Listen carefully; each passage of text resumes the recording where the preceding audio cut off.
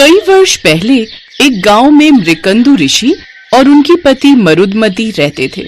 उनकी शादी के काफी वर्ष होने के बाद भी उन्हें किसी संतान की प्राप्ति नहीं हो रही थी। संतान प्राप्ति के लिए दोनों पति पत्नी दिन रात महादेव की घोर तपस्या करने लगे, जिससे शिव भगवान ने प्रसन्न होकर उन्हें दर्शन दिए। हे वत्स, हम तुम्हारी तपस्या से प्रसन्न हुए। मांगो, तुम्हें क्या वर चाहिए? महादेव, हमें एक पुत्र संतान का वरदान दीजिए। ठीक है, किंतु तुम्हें 2 विकल्पों में से किसी एक को चुनना होगा। पहला विकल्प, तुम्हें धर्मी, गुणी, लेकिन जिसकी आयु कम हो, ऐसा पुत्र चाहिए, या फिर कम बुद्धि वाला लेकिन लंबा जीवन जीने वाला पुत्र, जो गुणों की खान से भरा हो, उसके पास हर तरह का ज्ञान हो, भले ही उसकी आयु कम हो। मुझे ऐसे पुत्र का वरदान दीजिए प्रभु। तथास्तु। तुम्हें तुम्हारी इच्छा अनुसार गुणी और धर्मी पुत्र की प्राप्ति होगी, किंतु उसका जीवन काल केवल 16 वर्ष तक का ही होगा। ये कहकर महादेव अंतर्ध्यान हो जाते हैं। कुछ समय बाद मृकंडा और उनकी पत्नी को एक पुत्र की प्राप्ति हुई, जो आगे चलकर मार्कंडेय ऋषि के नाम से प्रसिद्ध हुए। मार्कंडेय को उनके पिता ने अच्छी शिक्षा दी। मार्कंडेय एक आज्ञाकारी पुत्र और सबके दुलारे थे। सभी को उनसे बेहद ही लगाव था। उनके खूब सारे मित्र थे। ऐसे ही समय बीता और अब उनका 16वां वर्ष शुरू हो गया। ऐसे में मार्कंडेय के माता पिता काफी दुखी रहने लगे। वो दिन रात चिंता में डूबे रहने लगे। ये देख एक रोज मार्कंडेय ने उनसे पूछा, क्या बात है पिताश्री, आप इतने चिंतित क्यों दिखाई दे रहे हैं? पुत्र, हम दोनों तुम्हें लेकर चिंतित हैं। हमें तुम्हारी चिंता सताई जा रही है। कैसी चिंता पिताश्री? दरअसल तुम्हारी आयु 16 वर्ष तक की ही है, और बहुत जल्द तुम्हें 16वां साल लगने वाला है। उसी बात की चिंता हम दोनों को सताई जा रही है पुत्र। लेकिन ऐसा क्यों माँ बाबा? यही शिवजी का वरदान है पुत्र। अच्छा, लेकिन आप चिंता मत कीजिए पिताश्री, मुझे कुछ नहीं होगा। आप ही तो कहते हो, जो भी भगवान की सच्चे मन से प्रार्थना करता है उसकी भगवान अवश्य सुनते हैं। मुझे 16 साल तक जीने का वरदान महादेव ने दिया है, तो मैं अब उनसे ही अपनी दीर्घायु की प्रार्थना करूंगा।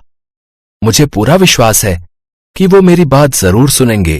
फिर मार्कंडेय भगवान शिव का आशीर्वाद लेते हैं और एक नदी के तट पर जाकर मिट्टी का शिवलिंग बनाकर भगवान शिव की तपस्या में लीन हो जाते हैं। तपस्या के दौरान ही मार्कंडेय को 16वां वर्ष शुरू हो जाता है। कुछ समय बाद उसकी मृत्यु का समय नजदीक आ जाता है। तब यमराज अपने दूतों से कहते हैं, जाओ, मार्कंडेय की मृत्यु का समय आ गया है। जाओ, उसे लेकर यहां आ जाओ।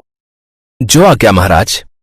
दोनों यमदूत धरती लोक पर चले जाते हैं और जहां मार्कंडेय तपस्या कर रहा होता है, वो उस नदी के किनारे पहुंच जाते हैं। वो दोनों देखते हैं कि मार्कंडेय के चारों ओर एक अद्भुत सा चमत्कार फैल रहा है। ये भला किस तरह का प्रकाश है? अभी इसे छूकर देखते हैं। दोनों यमदूत उस प्रकाश की ओर बढ़ते हैं और उसे छूने लगते हैं, लेकिन तभी उन्हें जोर का बिजली का झटका लगता है और वो नीचे गिर जाते हैं। ये क्या भला? हम इसे छू क्यों नहीं पा रहे हैं? इसे छूते ही हमें जोर का करंट क्यों लग रहा है?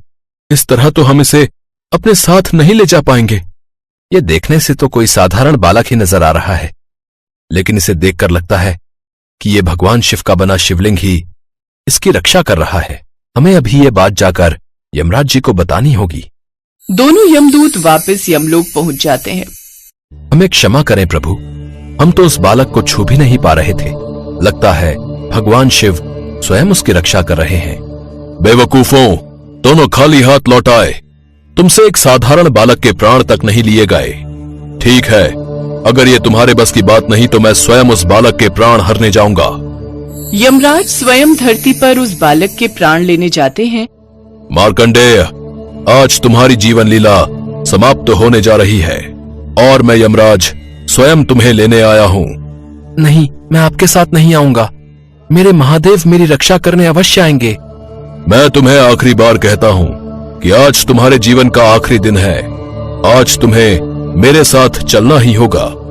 फिर यमराज ने अपनी शक्ति से उस मार्कंडेय के चारों ओर फैले प्रकाश को हटा दिया। ये देख मार्कंडेय घबरा गया और उसने झट से शिवलिंग को गले से लगा लिया। फिर यमराज को कुछ समझ नहीं आया और उन्होंने अपने यमपाश को मार्कंडेय से बांध दिया, लेकिन उनका ये यमपाश मार्कंडेय के साथ उस शिवलिंग को भी बांधने लगा। यमराज उन्हें अपनी ओर खींचने लगे।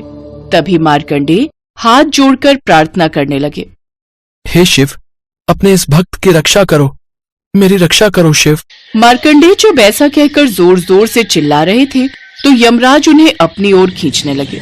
तभी उस शिवलिंग से महादेव प्रकट हुए जो काफी ज्यादा क्रोधित थे। यमराज, तुम्हारी हिम्मत कैसे हुई मेरे भक्त पर अपनी दृष्टि डालने की? हे प्रभु, इसका अंतिम समय आ गया है, इसीलिए मैं इसके प्राण हरने आया था। ये मार्कंडेय अब से हमेशा जीवित रहेगा और अगर इसे किसी ने हाथ लगाया तो। ऐसा कहकर महादेव ने क्रोध अवस्था में अपना त्रिशूल उठा लिया। ये देख यमराज घबरा गए। मुझे क्षमा करिए महादेव, मुझे क्षमा करें, मुझसे बहुत बड़ा अपराध हो गया। लेकिन क्रोध अवस्था में महादेव ने यमराज की बिल्कुल नहीं सुनी और अपने त्रिशूल से उनके प्राण ले लिए। ये सब नजारा देवलोक से सभी देवगण देख रहे थे। वो सभी उसी वक्त वहां प्रकट हुए और उन्होंने भगवान शिव से कहा, हे प्रभु, अगर किसी मनुष्य की मृत्यु ही नहीं होगी तो इस सृष्टि का चक्र तो रुक जाएगा। इसलिए प्रभु, यमराज के प्राण वापस लौटा दीजिए। हाँ प्रभु, जरा शांत अवस्था में सोचिए। महादेव का गुस्सा थोड़ा शांत हुआ और वो बोले, बात तो तुम्हारी सत्य है देवगण, अगर यमराज नहीं होंगे तो सारा जीवन मरण का चक्र रुक जाएगा, परंतु मेरा ये भक्त मार्कंडेय अब लंबी आयु जिएगा। ये मेरा मार्कंडेय पर आशीर्वाद है।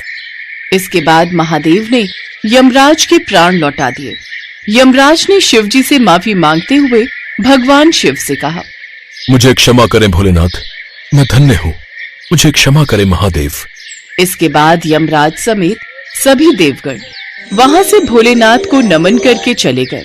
तब मार्कंडेय ने भगवान शिव के चरणों में उन्हें प्रणाम किया।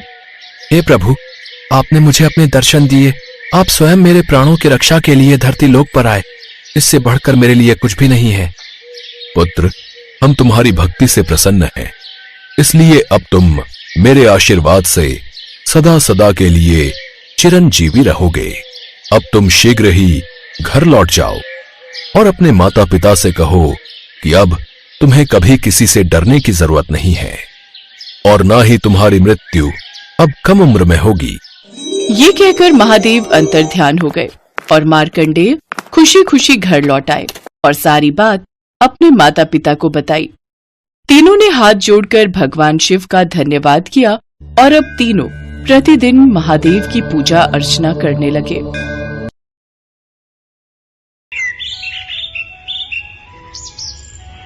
भस्मासुर नामक राक्षस दुनिया का सबसे ताकतवर असुर बनना चाहता था। एक बार जब भस्मासुर की भेंट नारद मुनि से हुई, तब उसने नारद मुनि से पूछा, हे वर्षि नारद, मैं पृथ्वी का सबसे शक्तिशाली प्राणी बनकर सभी पर शासन करना चाहता हूँ। आप बताइए, इसके लिए मैं किस देवता को प्रसन्न करूं कि मुझे इच्छित वर की प्राप्ति हो? नारायण नारायण, इच्छित वरदान की प्राप्ति के लिए तो भगवान भोलेनाथ की कड़ी तपस्या करनी होगी। भगवान शिव को प्रसन्न करना बेहद आसान है। अगर कोई सच्चे मन और श्रद्धा के साथ उन्हें याद करता है तो वो बड़ी आसानी से उसे अपना बना लेते हैं और उसकी हर इच्छा को पूरा करते हैं। इसलिए भस्मासुर, तुम उनकी तपस्या करो तो अवश्य ही इच्छित वरदान प्राप्त कर सकते हो। अच्छा, यदि ऐसा है तो देवर्षि नारद, मैं भोलेनाथ को अवश्य प्रसन्न करूंगा। नारायण नारायण नारायण नारायण। नारद मुनि वहां से चले जाते हैं और भस्मासुर जंगल की ओर चला जाता है और जंगल में जाकर वो भगवान शिव से वरदान पाने की लालसा में कड़ी तपस्या करता है। ओम नमः शिवाय, ओम नमः शिवाय, ओम नमः शिवाय, ओम नमः शिवाय, ओम नमः शिवाय, ओम नमः शिवाय। भस्मासुर को तपस्या करते कई वर्ष बीत गए। कठिन तपस्या के लिए किए जा रहे मंत्र उच्चारण की ध्वनि कैलाश पर्वत पर विराजमान भगवान शिव के कानों तक पहुंची और वे तपस्या में लीन भस्मासुर के पास पहुंचे। आंखें खोलो भस्मासुर। भस्मासुर का प्रणाम स्वीकार कीजिए महादेव। मेरी तपस्या से आप प्रसन्न हो ही गए। भस्मासुर, तुम्हारी कठिन तपस्या को देखकर तो मुझे प्रसन्न होना ही था। मांगो, तुम्हें क्या चाहिए? भस्मासुर ये जान गया था कि महादेव उसकी तपस्या से बहुत प्रसन्न हुए हैं। वो सोचने लगा कि वो किसी भी वरदान का हकदार है। भोलेनाथ, मुझे अमरता का वरदान चाहिए, अर्थात मैं हमेशा इस संसार में जीवित रहूं, मृत्यु भी मेरा कुछ ना बिगाड़ सके। भस्मासुर, ये वरदान मैं तुम्हें नहीं दे सकता, क्योंकि ये पूरी तरह से प्रकृति के नियम के खिलाफ है। जिसने भी इस संसार में जन्म लिया है, एक ना एक दिन उसकी मृत्यु निश्चित ही है। यदि आप मुझे अमरता का वरदान नहीं दे सकते, तो मुझे ये वरदान दीजिए महादेव कि मैं जिस किसी के सिर पर अपना हाथ रखूं, वो भस्म हो जाए। ठीक है भस्मासुर, मैं तुम्हें ये वरदान देता हूँ कि तुम जिस किसी के भी सर पर हाथ रखोगे, वो भस्म हो जाएगा। भगवान शिव ने भस्मासुर को जो वरदान दिया, वो उनके लिए स्वयं आफत बन गया। भोलेनाथ, आप कितने भोले हो। आपने ये वरदान देकर मुझे संसार में सबसे शक्तिशाली बना दिया। अब मैं किसी को भी भस्म कर सकता हूँ। क्यों ना सबसे पहले मैं आपको ही अपना शिकार बनाऊं। आपको भस्म करके मैं कैलाश पर राज्य करूंगा। भस्मासुर, रुको। लगता है वरदान मिलने से तुम्हें अहंकार हो गया है, इसलिए तुम्हारी बुद्धि फिर गई है। शिव जी अपने द्वारा दिए गए वरदान को वापस नहीं ले सकते थे। उन्होंने वहाँ से भागने में ही अपनी भलाई समझी, क्योंकि भस्मासुर तो मंद बुद्धि था। वो उस समय पागलों की अवस्था में कुछ भी अनहोनी कर सकता था। अब भगवान शिव पूरी तरह से फंस चुके थे। रुकिए महादेव, मुझे इस वरदान को सिद्ध तो करने दीजिए। रुकिए महादेव, रुकिए। अब मैं क्या करूं? भगवान शिव इसी असमंजस में थे कि वो इस समय किस तरह भस्मासुर से छुटकारा पा सकते हैं। तभी उन्हें भगवान विष्णु का ध्यान आया। वे भगवान विष्णु का स्मरण करने लगे। हे विष्णुदेव, मेरी रक्षा कीजिए। इस भस्मासुर से मुझे बचाइए। मैं संकट में हूँ। चिंता मत कीजिए महादेव, आपको कुछ नहीं होगा। आप इसी गुफा में रहिएगा। मैं भस्मासुर को आप तक नहीं पहुंचने दूंगा। भगवान शिव को आश्वासन देकर भगवान विष्णु भस्मासुर का रास्ता रोकने चले गए। भस्मासुर शिव जी को ढूंढ रहा था कि उसकी नजर एक बेहद खूबसूरत स्त्री पर पड़ी, जिसे देखकर भस्मासुर अपनी सुध-बुध खो बैठा। वो ये भी भूल गया कि वो शिव जी की तलाश में था। स्त्री, वो भी वन में अकेली, कितनी आकर्षक सुंदरी है ये। इससे पहले इतनी आकर्षक सुंदरी मैंने कभी नहीं देखी। सुनो, तुम्हारा नाम क्या है सुंदरी? मेरा नाम मोहिनी है। तुम्हारी सुंदरता को देखकर मैं मोहित हो गया हूँ। मोहिनी, अति सुंदर नाम। तुम इस घने वन में अकेली क्या कर रही हो? मैं वन के निकट अपने माता पिता के साथ रहती हूँ और यहाँ वन में पूजा के लिए फूल चुनने आई थी। मोहिनी, मेरा नाम भस्मासुर है। मैं सर्वशक्तिशाली हूँ। मैं तुम्हें अपनी रानी बनाना चाहता हूँ। क्या तुम मुझसे विवाह करोगी? भस्मासुर की बात सुनकर मोहिनी हंस पड़ी। उसने भस्मासुर से कहा,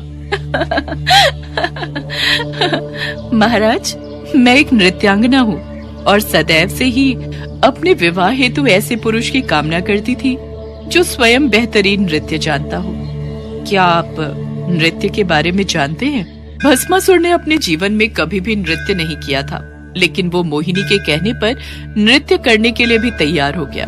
सुंदरी, मैं नृत्य करना जानता तो नहीं, पर अगर तुम नृत्य सिखाओगी तो मैं अवश्य कर लूंगा। आपकी प्रेम भरी बातें सुनकर अब तो मेरा भी मन आपसे विवाह करने के लिए विचलित हो रहा है। चलिए, मैं आपको नृत्य सिखाती हूँ। जैसे जैसे मैं नृत्य करूंगी, वैसे वैसे आप करते जाना। ठीक है सुंदरी, तुम नृत्य प्रारंभ करो, मैं तुम्हारे साथ साथ करूंगा। मोहिनी नृत्य प्रारंभ करती है। भस्मासुर मोहिनी के कहे अनुसार उसकी तरह नाचने की कोशिश करने लगता है। मोहिनी अपना हाथ जब कमर पर रखती तो भस्मासुर भी अपना हाथ कमर पर रख लेता।